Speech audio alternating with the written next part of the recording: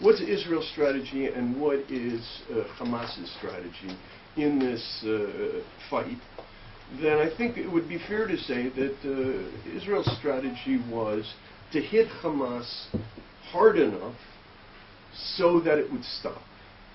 I'll take correction on this, but by and large, the main point here was to say enough is enough, we won't take it anymore, and we are going to hit you until you stop. Now, obviously, they wanted to do that with as little civilian casualties as possible, and I'll come back to that because, in a sense, if we then turn to Hamas, their strategy was to survive long enough and get civilian casualties high enough, either by creating them themselves or forcing Israel into doing it, which very often is the same thing. You fire from right next to a school, and then when Israel hits back, you say Israel hit a school and killed 40 people, and so on. Or actually by forcing civilians to stay in areas where you knew that they were in danger. There's one case apparently of a leader, a Hamas leader, who was told that he was going to get hit, and he forced his family to stay with them, and they all died as well.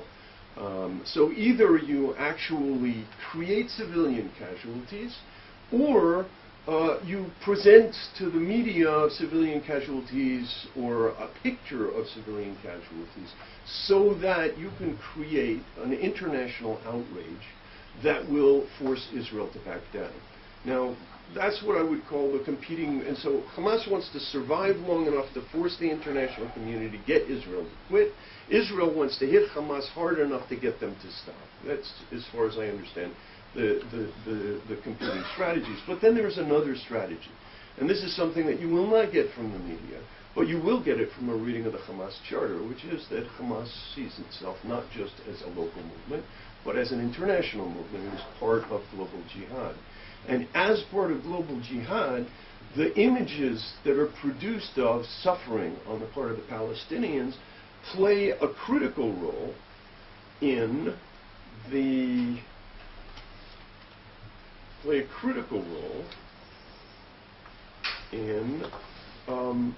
the mobilization of what I would call two sides of the same coin. If anybody has a term for this coin, I'd be happy to hear it. Maybe we can call it the coin of global jihad. One side is ferocious anti-Semitism, which they've discovered spreads not only to leftists, but obviously to rightists as well. And now for the first time we actually have pictorial evidence in Europe of skinheads marching with leftists and with, let's politely call them immigrants, with vicious signs about Israel. And part of the irony of having skinheads hold the sign of the flag of Israel with a swastika on it really has to be savored in order to understand what's going on. So on the one hand, there's arousing this anti-Semitic reaction around the world, and on the other hand, there is this arousing of a kind of jihadi aggression. And really, in Europe in particular, they are the same phenomenon. In other words, these rallies, these quote-unquote anti-war rallies in Europe, were actually pro-Hamas rallies. And I got to say, you know, if you read the Charter of Hamas, the 1988 Charter of Hamas, you would be, if you put yourself into the mind of the people who wrote this, and they're very honest. I mean, this charter doesn't mince words. And when these guys wrote this, they didn't expect it to be up on Avalon in translation. And when they wrote it, if you had said to them, you know, in 10 years, people in Europe will be marching with flags, Hamas flags, and cheering you on, they would have said, don't be ridiculous. The Europeans can't be that stupid. Alas and alack, they are that stupid. So on the one hand, you have this desire to create these images that will incite hatred against Israel and the Jews, and on the other hand, that will incite the Arab and the Muslim world, which will undermine these dictatorial, quote-unquote, conservative regimes, which, although they don't reflect anything of Western values, nonetheless are preferable to rogue regimes like Iran or the Taliban or Sudan and so on. So for them, the strategy in this is to maximize death amongst their own people, minimize death amongst the Hamas leadership, so they hide in bunkers underneath the Shifa hospital, and to incite and undermine authority throughout the Western world and throughout, or to incite, to activate, let's call it the Arab street or the Muslim street in the Western world, on the one hand, and to incite the same street to destabilize Arab regimes. Now, if you take that as Hamas strategy, it is somewhat depressing to realize that the media played into it almost to perfection. It is stunning to watch the way CNN and BBC covered this war, because almost point for point, you can find Hamas saying one thing, a quote-unquote Palestinian reporter, whether it's for the New York Times or the BBC or whatever, or our good buddy Talal Abu Rahma for CNN, doing specials, reporting from there, and then have essentially the reporters repeat these points straight on down the line until you get anchors challenging Israelis with Hamas points. So the basic tropes of the mainstream media, mainstream news media, during this were, one, the Gaza Strip is tiny and the most densely populated in the world, and therefore civilian casualties are inevitable. And in doing so, and in repeating this from day one, they set up people to believe anything about civilian casualties. Every time there were claims of civilian casualties, anybody who had been watching these programs was ready to believe. I mean, essentially, I kept thinking, and if somebody can help me with this, when I was a kid, there was a TV program, I think it was a cowboy show, with the tune, "They said it couldn't be done. They said that no one could do it." Nobody? Okay. Anyway, it couldn't be done. Israel could not attack the Gaza Strip without massive civilian casualties. And this was okay. Second trope was casualty figures. Casualty figures, our sources are telling us that X number of people were killed. At no point are any of these sources specified. So we have the Minister of Health. We're not told that he's Hamas. We're told he's the Minister of Health. Sounds very good. Doctors, UN, what Gerald Steinberg calls the halo effect, the UN sources, the NGO sources. We even have, what's her name, International Solidarity Movement being interviewed. Okay, so our sources, which are supposed to be, are never questioned, but you say, okay, our sources, or even according to Palestinian sources, but with none of the irony that I used in writing, in doing my sequence Pallywood Al-Dura Icon of Hatred, which the collection is called According to Palestinian Sources. There's no irony there, according to Palestinian sources, and then what you end up with is, after repeating our sources tell us, it just becomes a figure. The third thing is humanitarian catastrophe. This is humanitarian catastrophe. It must stop, it must stop, it must stop. And then the last thing is, Israel says this is going to strengthen moderates, but it's strengthening Hamas. And this you hear over and over again. So let me give you an example. Let's see if this works. Of one of my favorite tropes, which is not doing too well. That's not doing too well either. All right, let me try something else here.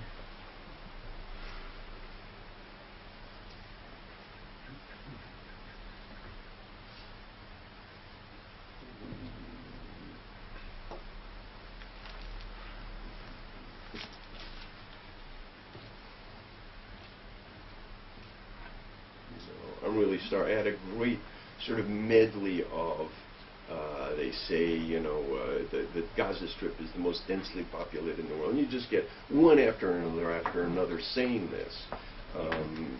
Now, one of the things here, let me show you at least the map.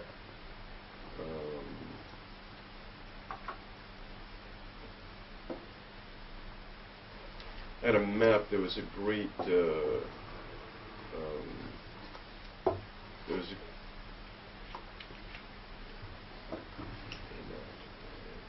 anyway, there was a great blog post by Martin Kramer in which he laid a map of the Gaza Strip on top of various locations. Oh, here, maybe I can get that.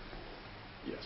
All right, so here it is over New York, Manhattan. Now, you'll notice Manhattan is within this. So this is Manhattan and then twice as much. Manhattan is 8 million people. So we're looking at a map of approximately 12 million people in the space of the Gaza Strip. Gaza Strip has, according to sources I even doubt this statistic, has 1.5 million people. Okay, so in fact, look over here, Macau, these are just independent states, small states like the size of Gaza. Macau has 17,685 people per square mile. Gaza has 3,823 people per square mile. Monaco, even Gibraltar has more people per square mile than Gaza. Tel Aviv is more densely populated. Tel Aviv is more densely populated Yeah, but the than the Gaza comparison Strip. is generally in the press, be honest, not to Gaza itself, the Strip, but to Gaza City. No, it's to the Gaza Strip. It's When they talk about density... It's 1.5 million people in the Gaza Strip. I understand that, but right. But it's the Gaza City. Even Gaza City is densely populated. I mean, about Gaza City, they got, but it's still false. They don't have any Sorry, skyscrapers in Gaza City. I mean, that's not a densely populated city. You know, Mexico City's got, I don't know, and in China, any city is more popular. And they wouldn't call it a city. They wouldn't call Gaza City a city in China. Anyway. Does Annie Lennox appear? I have a great clip of Annie Lennox saying, you know, when I saw the planes and I knew that there were children on the other end, I just had to do something. And what does doing something mean? It means going into a demonstration in London that is viciously pro-Hamas and viciously anti-Israel. So let's see if this works.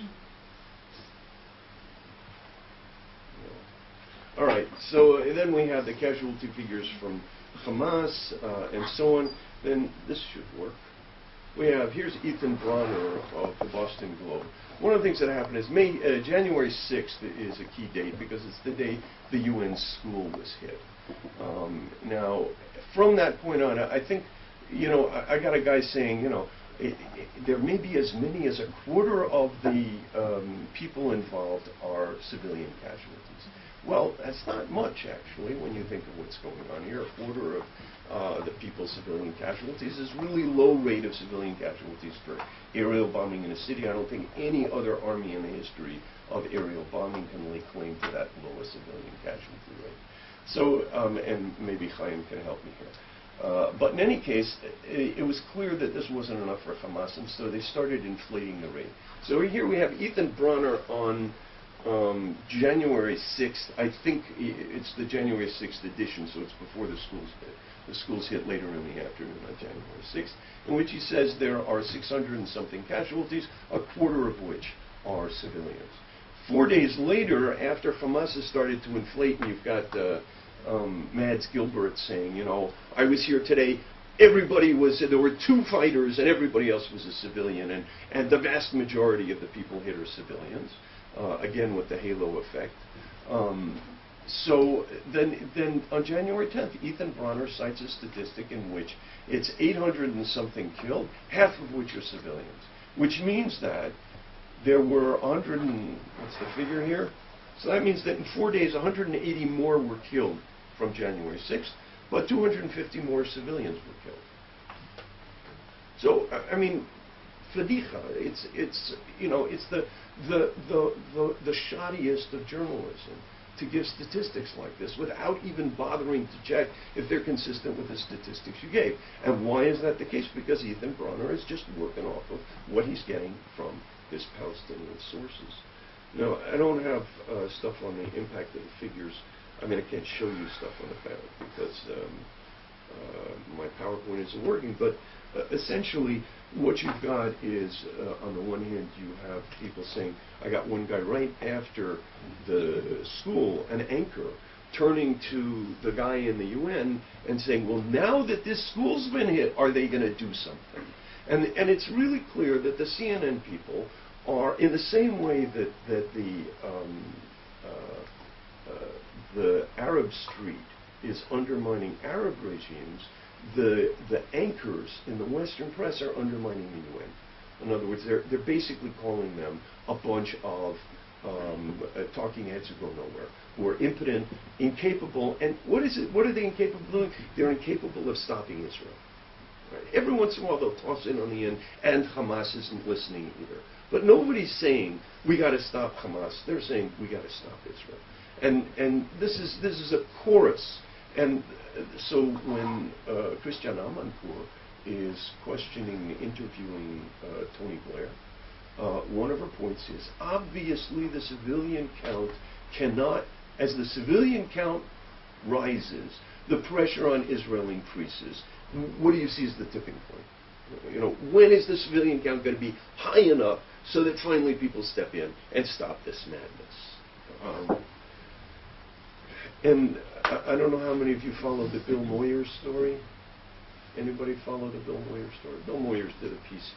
It was in and of itself, it was pathetic about all these what I would call pro-war movements, just anti-Israel or United States war, but pro-jihad movements, presented as peace movements, and so on. He's basically presenting them as a bunch of idealists who are doing a lot. Can I have some more of this? But at the end, he tossed in a remark about how the region is soaked in violence, and it goes back to Deuteronomy and the wars against the Canaanites, and it's basically encoded in the DNA of Judaism to do this kind of violence against the other people who live in the area. Well, there was a lot of outrage. Judea Pearl wrote him a letter and said, this is really disgusting, and I demand to come on your show and speak for my son, who was the victim of really vicious religious violence and stuff. As far as I know, he didn't get an answer. Abe Foxman wrote him a letter, and he wrote in response, and in his response, he he cited a series of classic, what I would call Hollywood scenes. In other words, he cited a whole series, or he cited 2 or 3 incidents, all of which are highly suspicious, but which he believed entirely. You know, Israelis deliberately massacring civilians. And in the process, he said, I am appalled by Israel's devastation of innocent civilians in this battle, all the more so because it is exactly what Hamas wanted to have. So he's aware that Hamas wants devastation amongst innocent civilians. But that doesn't have any impact on him. In fact, it just redoubles his indignation at Israel. Who's this? Bill Moyers. Bill Moyers. Who's, you know, yeah. Bill Moyers is sort of, I hate to say it, it's a sign of, I don't think it's a sign, maybe it is a sign of the pitiful state of the American intelligentsia. But he is sort of a journalist intellectual. And to be honest, I've listened to his series. He did a really nice series on Genesis, and he had a lot of really fine people discussing it. It was really interesting. So it's not like, he's not a lightweight. But here he is, and then it turns out he's from, you know, West Texas, and grew up in a fundamentalist household, and he's, like so many liberal Christians, taking out on us his grudges against his upbringing. Humanitarian catastrophe, I won't go into that. And then I think one of the interesting ones is Israelis say this will strengthen moderates, but no, it will strengthen Hamas. Okay? And in particular, one of the more interesting points in this was there's an interview with a woman named Nisha Pillai, I think, or Pillai. Nisha Pillai, right. The one, the head of the UN? No. She's a BBC reporter, and she actually took over Hard Talk for a while. She did Hard Talk, so she's used to giving the hard interviews. She gives Bibi a hard interview, why don't you stop, you know, and so on, and peace, and negotiations, and you shouldn't be doing violence, and so on. Then she gets Amir Moussa, who's the head of the Arab League, and she says to him, he says, we're having meetings. She says, have you invited Hamas? Why haven't you invited Hamas? Don't you have to have Hamas there? Don't you need, isn't it a matter of urgency for you to get Hamas together so that you can develop a joint and unified response to the Israelis? So, on the one hand, the Israelis are saying, look, we want to strengthen the moderates. On the other hand, total skepticism, interviews with various people on the other side saying, no, it's strengthening Hamas. And then when she gets a guy, she literally humiliates an Arab in public for not being Arab enough. I mean, it was a mild version of Ken Livingstone telling the Arabs, the Americans are raping your daughter Baghdad and the Israelis are raping your daughter Jerusalem. What are you doing? Galway. What? Galway. Oh, it's right. Thank you. Galway. Okay. So, what does this do? Among other things, the demonstrations in the Western world are all the result of this media coverage. The only way people knew what was going on was because of this media coverage. And the number of people who participated in these demonstrations because they believed that they were being humanitarian, I think, was enormously increased by the media. If we had had a media, one of whom's tropes were, this is the first time in the history of warfare that we have an organization, that an army that actually wants to create civilian casualties amongst its own people. If that were repeated over and over again, for one thing, all of the information that indicated that they were doing this would have gotten through. So my favorite piece, I blogged on this very early in the thing, was in the early days of the conflict, there were 400 ambulances and dozens and dozens of doctors, I have a picture of them, just sitting around waiting on the Egyptian border, and tons of supplies, medical supplies that were sent by Qatar and other Arab countries, waiting to come in, and Hamas said no. Okay? Now, this is an anomaly. It makes no sense. So what did the CNN and BBC do? They turned it around to Egypt has closed the border. They did not follow up on this story. In fact, they changed the story around to, once again, the victimization of the Palestinian people by everybody.